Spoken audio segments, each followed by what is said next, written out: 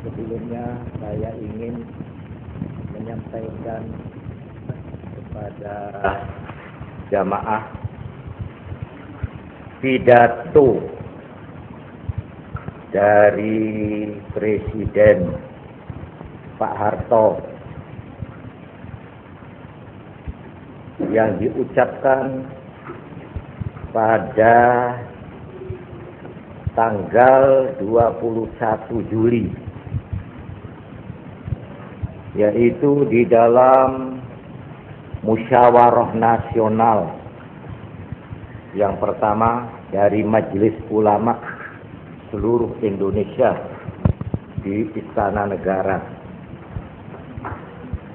Ini amanat Presiden ditujukan kepada alim ulama Indonesia, di mana Bapak Presiden mengakui bahwa alim ulama adalah pemimpin-pemimpin yang berada di tengah masyarakat, yang benar-benar memahami aspirasi dan jiwa rakyat. Ini pengakuan dari beliau. Oleh karena itu, karena ulama itu pemimpin yang ada di tengah-tengah rakyat, yang memahami, ngerti perasaan rakyat, kebiasaan rakyat, ingin tahu keadaan rakyat yang sebenar-benarnya, maka diharapkan oleh Bapak Presiden supaya mengharapkan para alim ulama dapat meratakan tujuan masyarakat yang ingin kita bentuk bersama. Masyarakat Indonesia yang akan dibentuk itu apa? Nah, ini antara lain yang perlu kita pahami.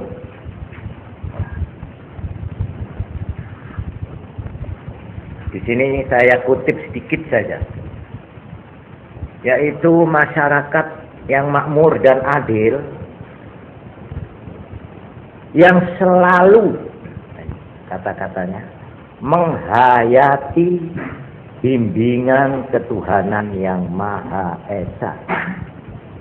Karena masyarakat Pancasila yang dimaksud tadi itu, yang makmur dan adil, adalah, ini saya kutip tidak saya robah, masyarakat yang sosialistis dan religius.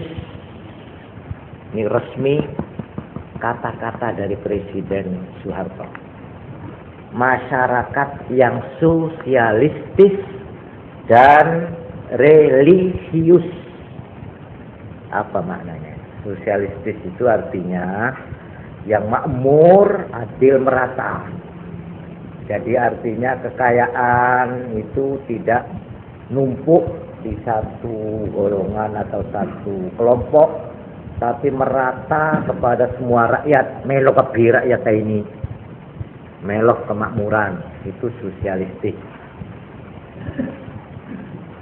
Ditambah selain sifatnya itu sosialistis, ditambah religius. Apa religius? Religius itu artinya bersifat agama. Nah, religi itu agama.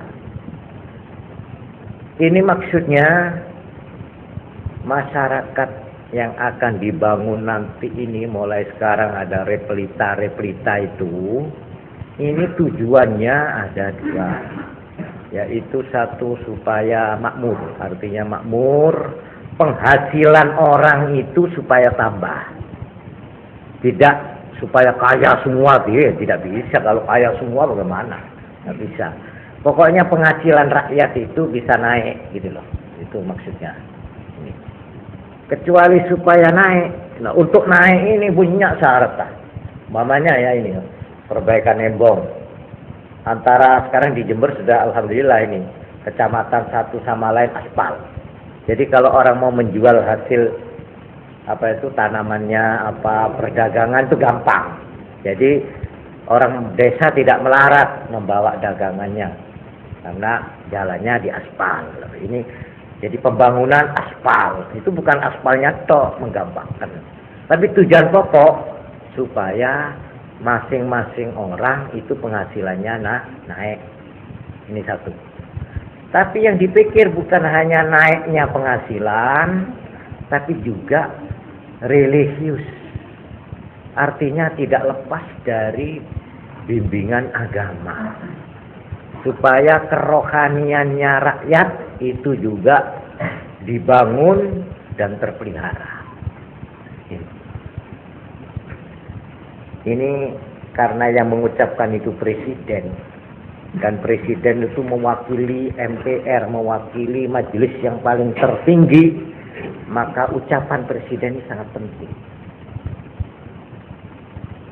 Artinya dengan tegas dikatakan, kalau orang mengejar keduniaan tok, salah. Menurut negara ini. Kalau orang itu hanya ingin membuat perutnya gendut, ingin melampiaskan nafsu keduniaannya saja, keliru menurut negara ini. Menurut presiden, menurut masyarakat Pancasila. Jadi ini kiai-kiai sebagian Sulam Bidoyo, ya ini ya cocok, cocok nih kawan, ya cocok ambil karepe kitab-kitab niku, nggih. Atau kitab-kitab sampai kadang-kadang kebacut. Ad-dunya hifa, wa tullabuha kilab. Wah itu paling harus itu, ya. Semua santri tahu itu. Ad-dunya hifa. Kenikmatan dunia ini adalah bangkai. Besar. Wa tullabuha kilab. Orang yang mencari betang itu kilap cuma pakai kan ya. Oh ini benar ini. Ini dengan sekelera ini ya pahamnya itu. Akhirnya sampai ada kemarin di Surabaya itu ada seorang tokoh pemimpin Islam, bicaranya itu setengah bener tapi setengah pedes. Bagaimana begini? Dulu di zaman Belanda katanya dia ya. Ya ini dibuka kiai-kiai itu, ya. Saya termasuk di situ hadir. Zaman Belanda banyak ahli tarekat, ahli tasawuf menganjurkan kepada masyarakat, kepada orang banyak supaya membenci dunia, supaya tidak senang sama dunia, supaya lari dari dunia. Terus katanya dia ini pemimpin, ya. Akhirnya siapa selebinya ikut di bulan orang Jawa tak melo, orang Indonesia melarat sing sugih londo ambek Cina. Karena apa? Karena anjuran tarekat, karena anjuran tasawuf. Orang disuruh membenci dunia, orang disuruh lari dari dunia. Akhirnya dunia ekalah di belak kebijenah. Ring seben tak melo menggigit jari itu. Nah inilah, ini namanya sudah salah level ini sudah ya. Saya kalau kalebot kalau sekado je kalebot kado je.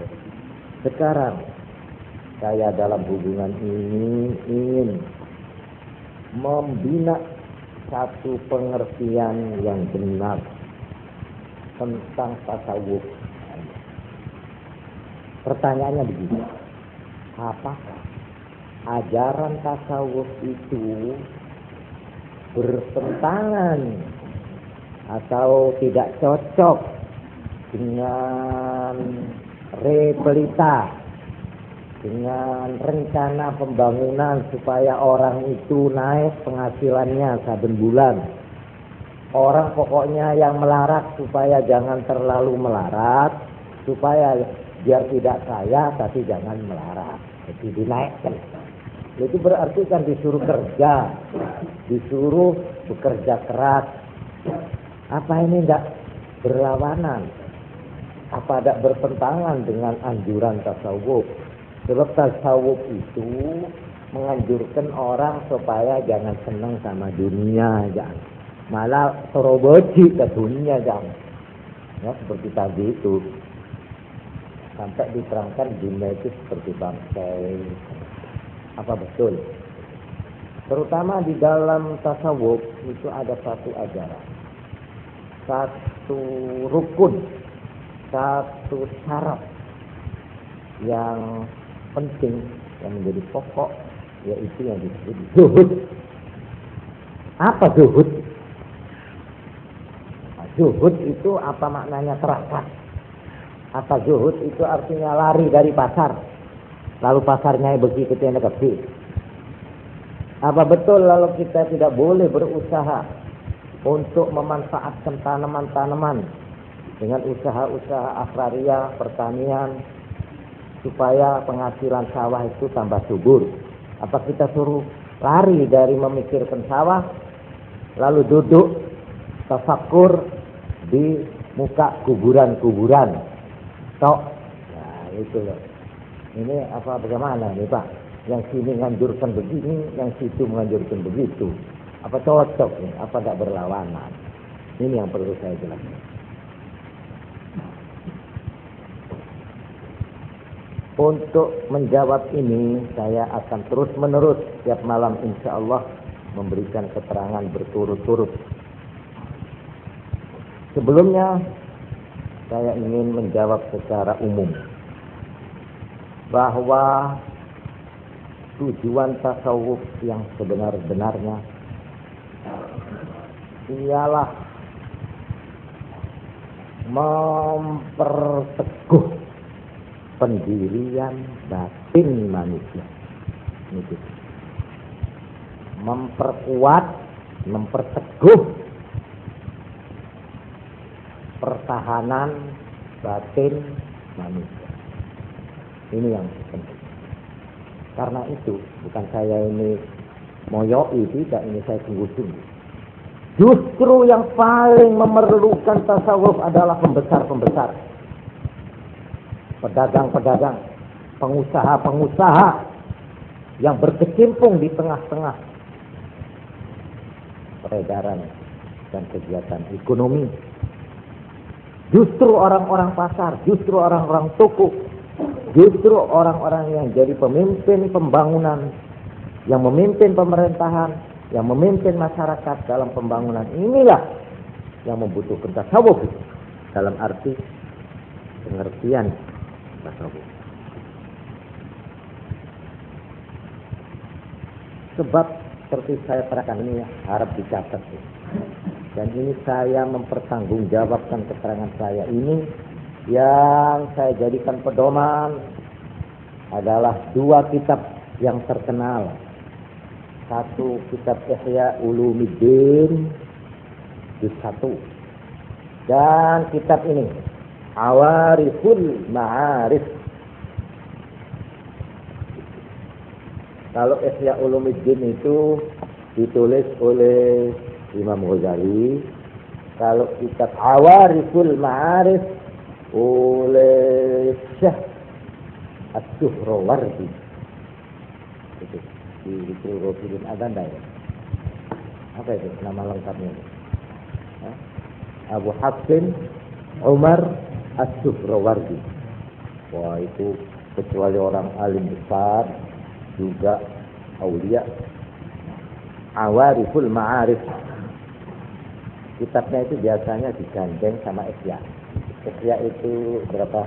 4 juz, terus di embel-embel itu digandeng sama Awariful Ma'arif. Karena itu kan jalannya keterangannya itu cocok sama dengan Imam Ghazali. Sudah tentu saya menggunakan juga kitab-kitab yang lain, tapi yang pokok dua ini. Karena itu saya mempertanggungjawabkan keterangan saya ini. Saya ulang. Tasawuf inti Dan tujuannya yang pokok, maksudnya yang nomor satu lah pokoknya ya, yang penting ialah memperteguh pertahanan batin manusia.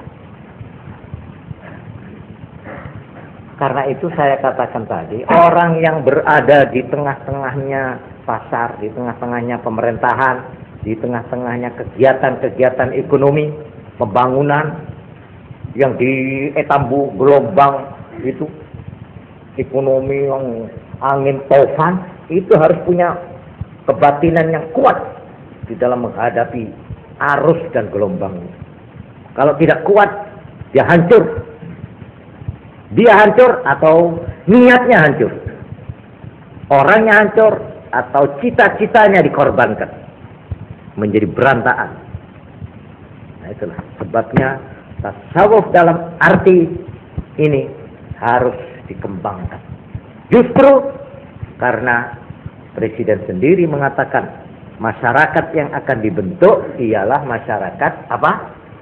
Sosialistis, itu dalam arti ekonomi, dalam arti zahir. Artinya kekayaan itu dibagi rata. Yang kaya jangan 1-2 orang tok, rakyat yang banyak melarat jangan, tapi semua rakyat supaya penghasilannya itu naik. Ini sosialistis. Tapi selain sosialistis disebut religius. Religius itu artinya berjiwa agama. Tidak boleh bertentangan dengan ajaran agama. Mengejar dunia lupa akhirat, tidak boleh. Itu tegas. Ini ucapan Presiden. Dasarnya apa? Dalilnya apa? Kitabnya apa? Yaitu GHBN namanya. Garis Besar Haluan Negara. GHBN. Ini GHBN mempunyai kekuatan hukum yang paling tinggi di Indonesia. Tidak boleh ditentang. Harus cocok sama GHBN, Garis Besar Haluan Negara. Ini dalil Presiden. Ya.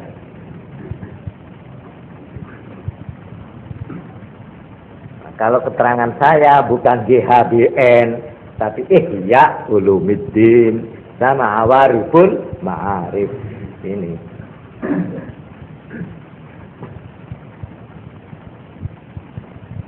Yang kedua yang perlu saya sampaikan, kita sudah mengerti tujuan pokok.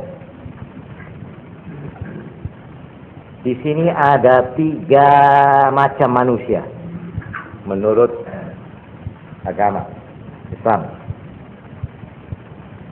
Ada orang yang mengerjakan perintah-perintah agama, amalan-amalan agama, tapi kering jiwanya. Dia ngelakoni poso, ya sudah. Nang masjid, ya sudah. Zakat, ya sudah. Puasa, ya sudah. Semua dikerjakan. Tapi kosong. Kosong dalam arti tidak netes ke dalam hatinya. Yang dikerjakan oleh badannya itu, ya sudah. Habis ya habis. Tidak sampai masuk ke dalam hatinya. Tidak sampai mempengaruhi akhlaknya. Ini satu. Ini yang di dalam istilah ilmu tasawuf disebut ubbad. Ubbad. Orang ahli ibadah. Ibadahnya ibadah. Tapi ibadahnya itu binuril Islam. Hanya memakai nur Islam.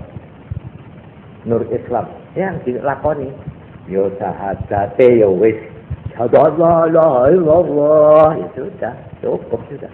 Wa asyhadu anna Muhammadar Rasulullah. Ya fasih. Tapi tak nyap-nyap ke dalam. Tidak merasuk ke dalam hati. Ya sekedar mengucapkan, saya berjanji akan setia kepada Pancasila. Ya sudah begitu. Cuma abala-abala. ada kosong. Nah itu ada yang dimasukkan yang pertama. Ada lagi golongan atau kelompok kedua yang disebut az-zuhad. Ini istilah di dalam ilmu tasawuf. Yang tadi disebut ubad, orang yang mengerjakan ibadah, ahli ibadah. Yang kedua zuhad, orang yang zuhud. Ini yang mengerjakan agama binuril iman, dengan cahaya iman. Binuril iman. Jadi dia berangkatnya dari hatinya, dari imannya. Karena dia percaya, maka dia sembahyang, maka dia puasa, maka dia zakat. Nah, berdasar kesadaran hati, berdasar kepercayaan. Dia itu betul-betul kalau kaya tidak karena ekorno orang, mari zakat itu ya. Masih belum boleh itu. Tidak usah ekorno, tidak usah diselidiki, tidak usah disuruh orang. Kalau dia sudah berkewajiban zakatnya dikeluarkan. Kenapa? Karena dia iman. Dia percaya bahwa ini perintah dan harus saya kerjakan. Ini iman. Ini sudah lebih dalam daripada yang pertama tadi. Tidak sekedar mengerjakan secara formalistis, secara resmi-resmian. Kalau itu tadi yang pertama, cara resminya Islam sudah. Mari, asana, coba. Murtad saya sudah sunat saya. Macam satu ampun, asal kula. Apa jangan lima waktu. Apa? Haji gula. Terbana sampai selekor nih. Wah, mana ini ya? Ini cara kerja ini. Zakat dapat tiap tahun saya 2,5%. Tapi semua itu dikerjakannya seperti gitu, seperti ya sudah asal ngelakonnya gitu saja sudah. Tak ada dukungan dalam hati itu tak ada. Seperti begini, pada orang kata rakyat, mayit, iya. La ilaha illallah, mamanya. Asalan ke kuburan, iya. Tanya, dah mas, sudah ngatar, saya paling jatuh, Pak. Saya singok saya, ya. Habis sampai di kuburan, ya sambil duduk-duduk di atas kuburan, ya, sambil rokokan, ya. Aku jawab ikan jana. Ya apa kan? Ini bal-balan ini apa ya? Ya apa? Itu ngale kuburan itu mau diturunkan mayitnya itu. Tidak ada suasana khidmat, tidak ada suasana di mana orang itu serem atau apa itu khusyuk atau apa ada. Ya biasa saja. Apa sekarang kau berdah? Oh kerja kita ya. Oh iyalah. Oh mahar durian. Ya ini lesser saya ini. Mana? Kok bisa ada orang ngomong begitu itu? Aku aja malah. Tidak ada suasana itu diresapi oleh jiwanya kosong. Ini namanya batin. Orang yang mengerjakan perintah agama secara formalistis, tapi tak nyajak ke dalam. Yang ngater asal sudah mencari agama sudah ini. Oh saya kena perluan ini. Saya ngater ini. Habis itu kubur tek. Mari jaga itu sudah betul sudah. Sudah habis kubur tek pasalkan ya amin. Amin boleh. Marilah. Sudah. Itu namanya lower itu ya. Ada itu, ada. Tapi ada lagi orang yang ngater ke kuburan itu mah takut. Boleh lah itu mah takut. Paling caat itu namanya. Duh, kau pagi beda ini kok. Tuh, mangkong kalau tok kok sih. Menengkak beda iya dah yater kok sang bine. Itu meresap itu Pak. Pas ngepek hati ini. Payah caca itu tanda kok kuburan. Rasa ngelamun ini kancana itu. Marilah ini rokok kali silakan rokok ini. Bawanya. Yang itu enggak orang hisean kok gitu, enggak orang loleh itu neng tok caca. Itu bedengerangan itu jalan itu. Karena melihat masjid itu dimasukkan. Ya entah bagaimana hatinya itu seperti kena stroke. Pas lelah kan. Lecak. Nah ini dinilai sebagai contoh aja. Ya samanya sama kuburan. Orang tahlilan, lihat saja ya orang tahlilan itu. Ya ini bukan saya ngeritik, ini sebenarnya ya. Badar kata tahlilan ya sudah cokot sudah. Bismillahirrahmanirrahim. Ya sudah cukup. Ya kena apa? Agi dekel lah ampun saya pun cocok. Tapi apa? Tak masuk dalam suasana. Cek selamat dari tuan. Cek selamat itu kakak atau belaken atau bebin ada. Malah ngarjilingaran timbala tamu isi gedeng atau besertin. Pahala nanti itu. Bukan suasana kematian yang syahdu, yang meresap, tapi dia ngarjilingaran sudah nyari konten juga. Lah itulah enak itu. Betul boleh si nyongok yang beliau begitu ya begitu. Ya sudah. Wah ada pesanan dari belakang. Duk anak pelacong ya. Apa? Yang beli sapi gula jangan ke. Wah ada sapi pelacong. Mau nembi jangan pepanda. Mau ajak ya doa sekone beres sudah jangan. Seremai itu tahlil mak ya korbi embi itu. Nah itu ada macam. Malah ada waktu tahlil malah guyon. Omong-omongan ndak mau tahlil dia enak biasa nongkrong katanya orang di situ illallah waduh sampai ngelek suaranya ini nyaman ya padahal dia juga ikut hadir di dalam tahlil itu. Nah ini bedanya kering dan tidak kering itu di situ. Orang sembahyang juga, orang puasa juga begitu, orang baca Quran juga begitu. Nah inilah yang dimaksud zuhad. Jadi di sini diterangkan kalau zuhad itu hanya sebagian saja daripada perasaan itu netes ke dalam hatinya karena dia itu binuril iman. Lalu yang disebut sufi, nah, tadi itu zuhad, sekarang sufi. Orang yang sudah mencapai tingkat sufi, tasawuf itu, yaitu orang yang di dalam mengerjakan perintah agama yang manapun itu binuril ihsan. Kalau yang pertama ubad binuril Islam, yang zuhad binuril iman, maka yang ketiga ini sufi itu binuril ihsan. Binuril ihsan ini artinya sepenuhnya isi jiwa daripada perintah agama yang dijalankan itu diresapi, dihayati ya oleh jiwanya, didukung oleh batinnya. Kalau sudah penuh, nah itu sufi. Jadi mengerjakan agama tidak sekedar syarat rukun secara zahir. Ini cara pertama tadi, binuril Islam. Tidak juga berdasar karena semata-mata berdasar kepercayaan, binuril iman, cuma sebagian saja, tapi juga lebih dari itu, yaitu binuril ihsan. Artinya dengan sepenuh-penuhnya. Nah ini namanya sufi. Ini untuk menerangkan tujuan asas atau tujuan tasawuf itu apa. Nah ini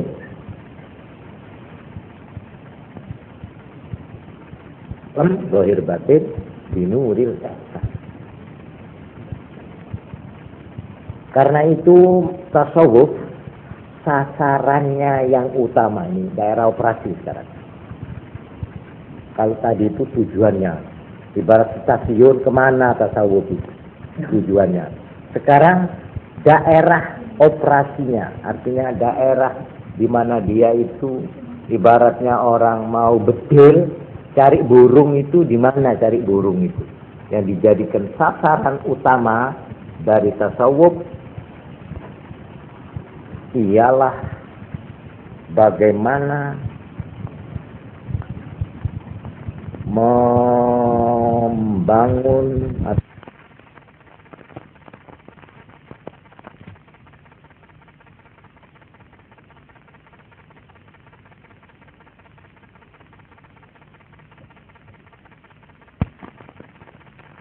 membangun atau membina akhlak.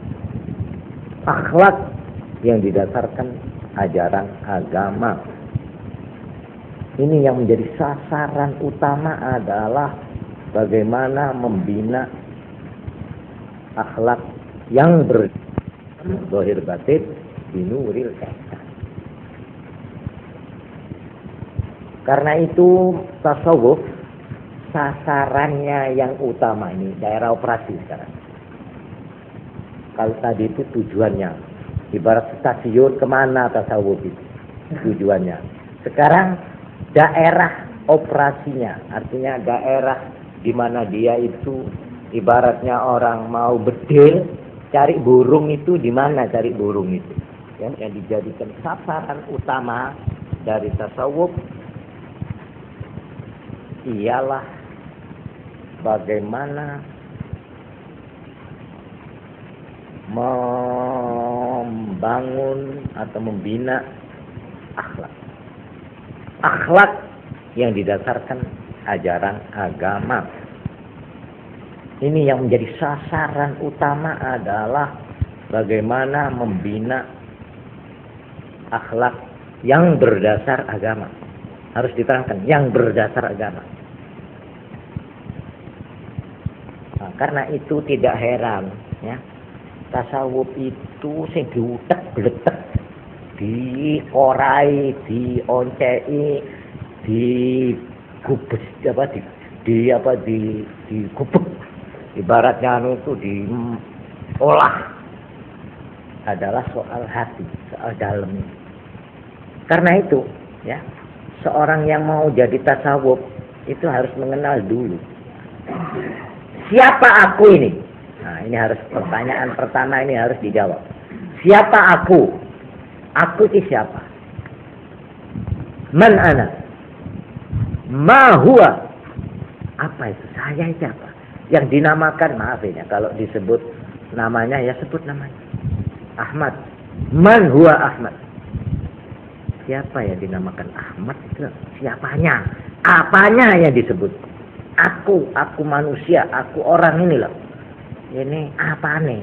Apa songetah? Apa songkoan? Apa celananya yang dinamakan Ahmad itu? Yang dinamakan aku. Siapa aku? Aku adalah rumahku. Aku adalah sawahku. Aku adalah istriku. Aku adalah namaku. Aku adalah pangkatku. Jawab dulu pertanyaan ini. Siapa aku? Kalau kita sudah bisa menjawab siapa aku, nanti kita baru mulai masuk ke pintu gerbangnya tasawuf. Baru masuk. Itu pertama. Oleh sebab itu, untuk menjawab pertanyaan siapa aku, ini harus hati-hati. Nek keliru memberi jawab, sepanjang hidup dia keliru. Naudzubillah. Kalau dia menjawab pertanyaan yang sederhana ini keliru, mulai dia mempunyai jawaban dan mulai dia menjalankan jawabannya itu, dia mulai maghdubi alaihim waladhdallin. Dia akan mendapat kutuk selama hidupnya dan akan sesat akhir kesudahannya. Karena itu di dalam Fatihah yang kita minta, kita lahir sebagai orang yang alladzina an'amta alaihim, mendapat nikmat. Itu kita mulai lahir disunat, kawin cara Islam, wis kabeh wis cara Islam.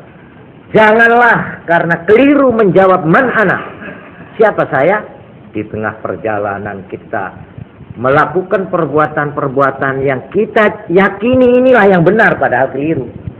Padahal keliru, inilah yang disebut mendapat kutuk, mendapat ghadab di tengah jalan.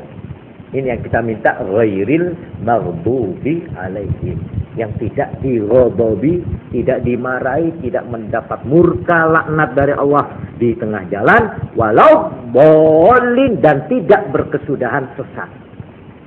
Itu maknanya. Itu an'amta alaihim, ghairil maghdubi alaihim, terus waladhdallin. Itu mulai start, alladzi an'amta alaihim, start, mulai jalan, stasiun berangkat. Di tengah jalan maghdubi alaihim. Akhirnya ada sampai di stasiun yang dituju, waladdallin. Itu makna.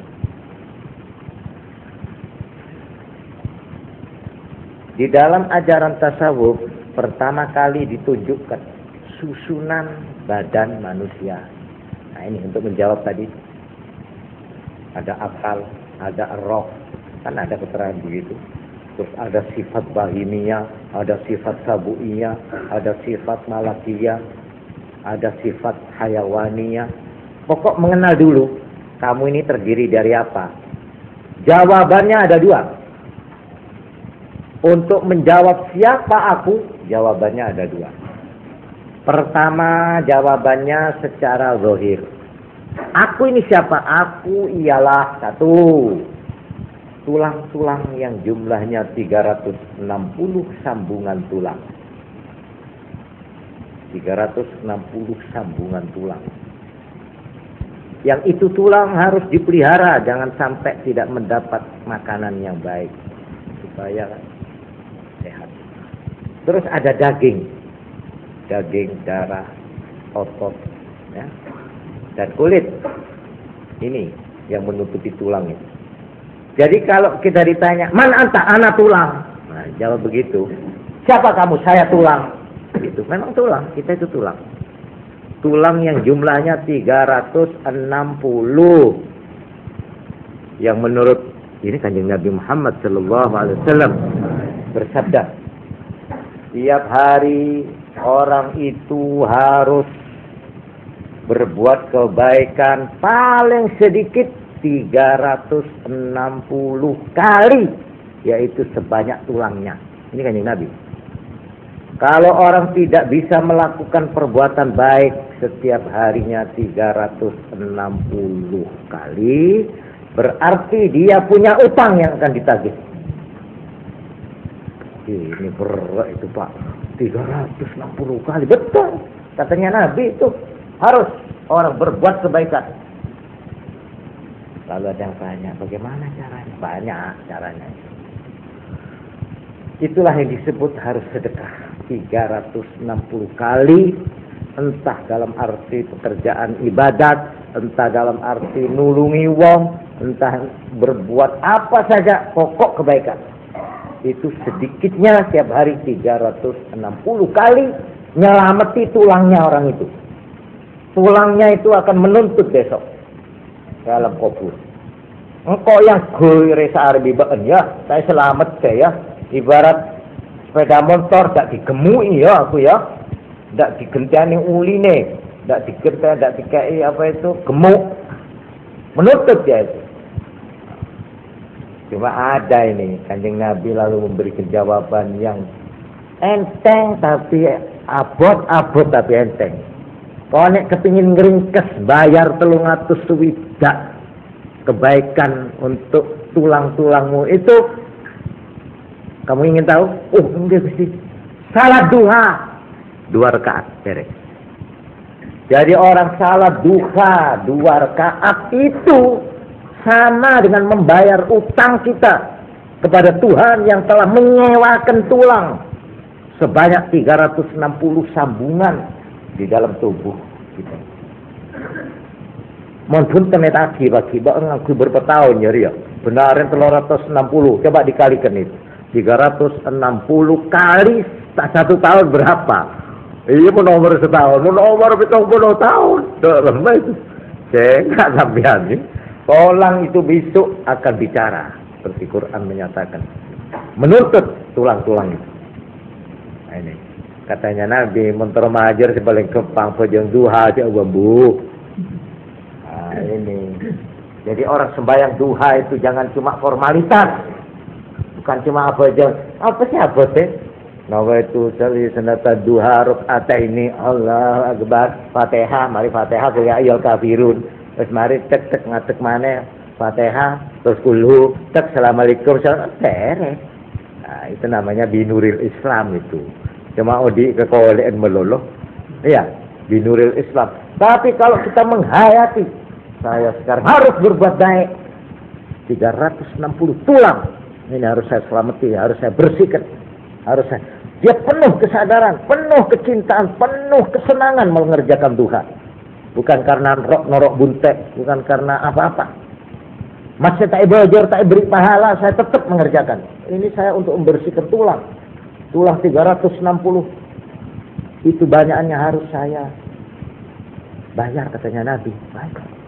Dengan menghayati pengertian begini, orang sembahyang duha dengan penuh kesegaran hati, dengan jiwa yang fresh, katanya, fresh, segar. Tidak pernah apa duha, wah, apa? Lah itu tidak begitu, tidak. Atau tidak mengerjakannya tidak karena nak kena baik, dah, assalamualaikum, sudah, tidak. Nah, ini peningkatan yang dimaksud. Itu jawaban yang pertama. Jawaban yang kedua. Jadi jawaban yang pertama, man anta, ana tulang. Saya adalah tulang. Memang tulang hakikatnya 360, cuma lalu dikei daging, dikei otot, dikei kulit, itu sing numpang, tapi sing pokok tulang. Ini. Mulane dekik sing pon mati kae iki kare tawar lang bedo. Ya. Dan insyaallah men orang sebung dagingnya sebung kulit, insyaallah nek kamu ngabes ya bos man ata ana tulang tek tulang itu. Insyaallah berkirim sekone, ya.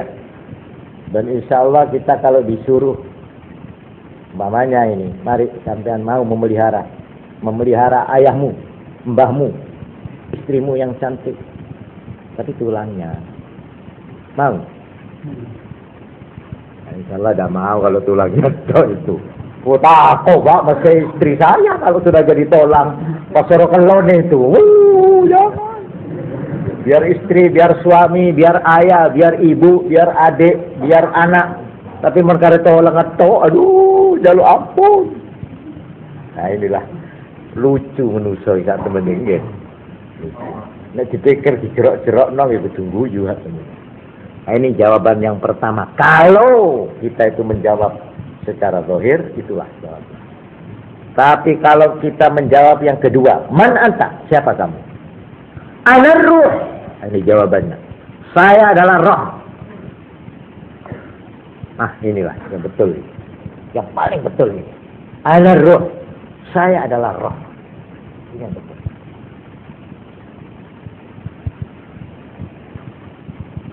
Kalau jawaban kita yang kedua ini, ana ruh. Nah di sini mulai kita itu diajar oleh tasawuf. Mahwa ruh. Apa itu roh? Dan apa musuhnya roh? Apa makanannya roh supaya jangan mati? Seperti tulang tadi harus punya makanan, harus ada pemeliharaan. Sekarang roh ini apa? Mahwa roh. Apa penyakitnya roh? Apa musuhnya roh? Apa makanannya roh? Wah ini kita harus belajar, diajari di situ. Nah disinilah roh itu dikelilingi oleh macam-macam susunan. Seperti juga tulang. Tulang itu diliputi daging. Ada daging busuk. Itu kanker namanya. Atau timor. Ada apa itu macam-macam. Itu pola tingkahnya itu. Tapi juga ada yang namanya darah. Urat. Darah ini justru yang bikin sehat. Yang menyebar makanan, vitamin, dan sebagainya. Juga roh. Roh itu ditumpangi juga, dikelilingi. Ada daging. Ada urat, ada kulit, ada bulu, ada macam-macam. Tapi unsur pokoknya adalah roh. Nah di sini lalu dibagilah keterangan tasawuf itu banyak ini, ya keterangannya. Tapi yang penting, yaitu diterangkan di situ bahwa tiang pokok dari roh, susunan pokok dari roh itu diliputi oleh dua unsur. Nah, ini jaring bangsa roh, jadi tidak kelihatan, tidak seperti daging kena jamak itu. Tulang kena, didelok, kulite kena, ireng, apa kuning, apa putih, rambutnya ireng, dawa, apa cendek kena didelok. Tapi nek roh, nggak iso. Ya, juga ini unsurnya roh itu nggak bisa didelok. Gepeng, apa bunder, apa dawa, apa kuning, apa ireng, nggak iso. Apa itu dua unsur pokok? Dua unsur pokok itu disebut sifat-sifat bahimiyah dan sifat-sifat malakiyah, sifat-sifat kemalaikatan dan sifat-sifat kebinatangan, hewan. Ini unsur pokok. Lalu ada lagi tambahannya seperti urat-urat yang pokok, ada yang urat saraf yang kecil-kecil. Juga ini ada yang namanya sifat-sifat sabu'iyah, serigala. Sifat-sifat syaitaniyah, setan. Dan banyak lagi, tapi yang pokok itu. Sifat-sifat yang baik dinamakan sifat malakiyah, sifat kemalaikatan. Sifat-sifat yang tidak baik atau yang jahat disebut bahimiyah, sifat kebinatangan, hewan. Karena itu ahli tasawuf mengatakan bahwa manusia itu adalah makhluk yang ada di tengah-tengah perapatan. Persis di tengah, di atasnya itu malaikat, di bawahnya itu hewan. Kalau kita itu tetap di tengah, itu manusia. Tapi kalau agak ke atas sedikit, manusia yang bersifat malaikat yang baik. Tapi kalau kita itu kebebel sebenarnya, ya manusia tetap ngajarin. Gitu. Jadi manusia yang tidak baik, yang sifatnya mendekati binatang. Kalau kita bisa mempertahankan saja tengah persis, tak kata tak kebebel, disebut manusia itu. Tapi emang kebebel sekone, ya, tenoro kebebel, serot dari bawah, disedot, itu sudah mendekati binatang. Tapi kalau ditarik ke atas, mendekati malaikat. Ini. Karena itu diterangkan kemarin malam saya sudah menyebut, ya. Malaikat oleh Allah diberi akal, tidak diberi nafsu, hawa nafsu. Diberi akal tapi tidak diberi hawa nafsu. Kalau binatang, hewan, tinggi misor, sebaliknya dikasih hawa nafsu, tidak dikasih akal.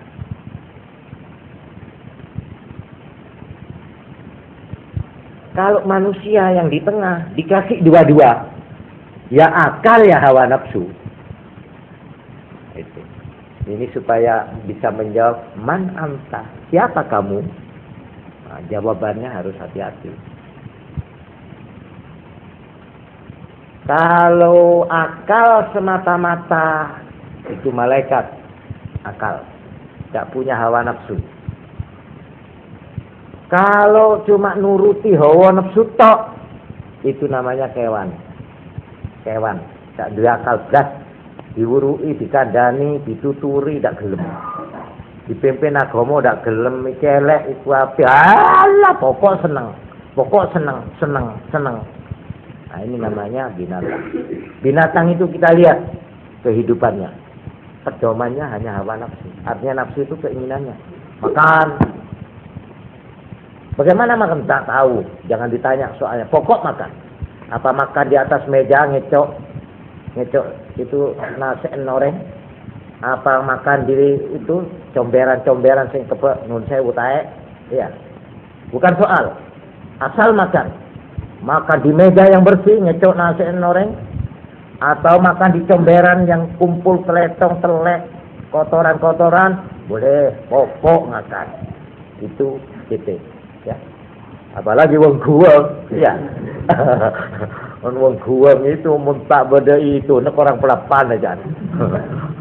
Ini muntah beda jahat tak sedek kan.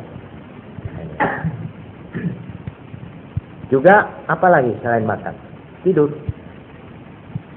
Dia tidur di mana? Enggak jadi soal. Di atas motor boleh.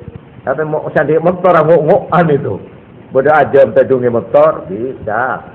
Kadang bisa di tempat tidur kalau perlu kucing itu coba lah tak tahu ini baru kemantan anyar tak kemantan anyar ini spray ini kotor sih pokok tidur pokok tidur di mana tidak jadi soal caranya bagaimana tidak soal abang kang iya selimutnya biar arek cilik di kucing selimuti iya kayak itu Abang Kang, iya kayak itu. Pokoknya cara dan tempat tidak jadi soal. Pokok tidur. Ini kan. 3 apa? Pokok berkelamin. Nah, amo sore. Kakek dine. Di mana tak tahu. Di jalan raya boleh. Coba lihat saja. Etek mentok di jalan-jalan. Bedoreng yang kue seorang buat apa deket. Coba. Di tempat gelap, iya. Di mana saja itu bukan soal. Di mana, bagaimana, kawin, apa kawinnya mari. Dah kawin, iya mari. Nah itu. Pokok begitu. Nah. Jadi ini namanya karena itu disebut binatang itu tidak punya akal, hanya punya hawa nafsu. Mon malaikat tak wawu begitu, ndak ingin makan, ndak ingin kawin. Ndak ada ceritanya. Ono kemanten rek. Sopo sing kemanten? Malaikat Jibril.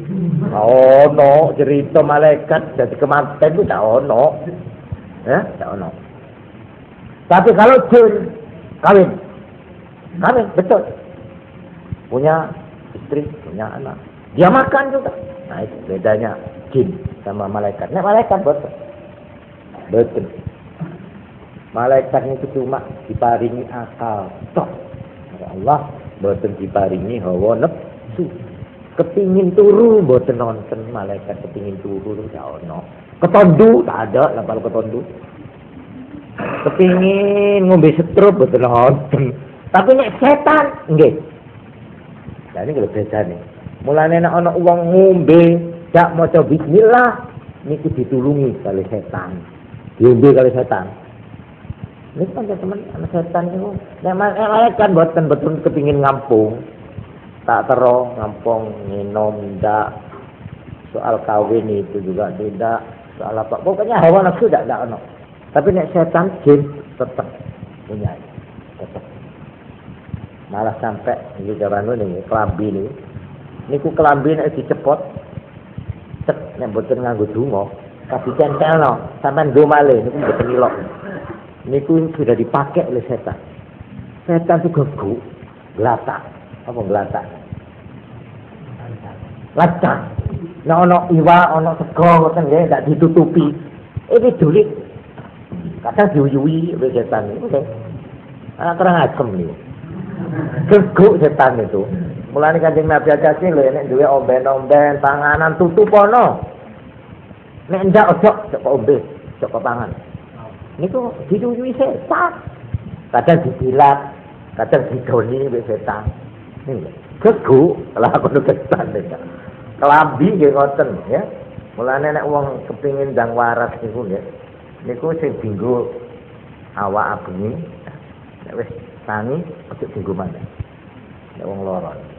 Saling dengannya. Ono dungane. Nek arep nganggo ono dungane supaya setan aja melok-melok. Luwe-luwe nek badhe nyopot nih. Nek badhe ngecul niki katok utawa sarung, celana, berdoa nang. Mondak, ya maaf. Nah, begitu kemaluan kita kelihatan oleh setan, begitu dia mengganggu kemaluan kita. Jadi setiap kita melepas pakaian, baju, ya maaf ini aurat yang dibuka itu kan terpaksa dibuka. Kok tidak nganggo donga, camat di setan. Ini hak. Jadi nek wong kepingin direksa ojo sampai zina. Mulai kanak dia diajari doa setiap melepas bajunya, terutama perempuan. Aja doa. Dan tidak berat. Bismillahirrahmanirrahim. La ilaha illa bisa. Melepas baju apa saja. Kalau ingin jangan sampai auratmu, kemaluanmu terutama diganggu oleh setan. Bacalah itu. Bismillahirrahmanirrahim. La ilaha illa sudah. Insyaallah kabeh iso. Terutama nek melepas katok nek bangsa jero-jero niku, kutang, nek kepingin dipelihara dari perbuatan zina seumur hidup, diselamatkan dari godaan setan, bacalah setiap melepas.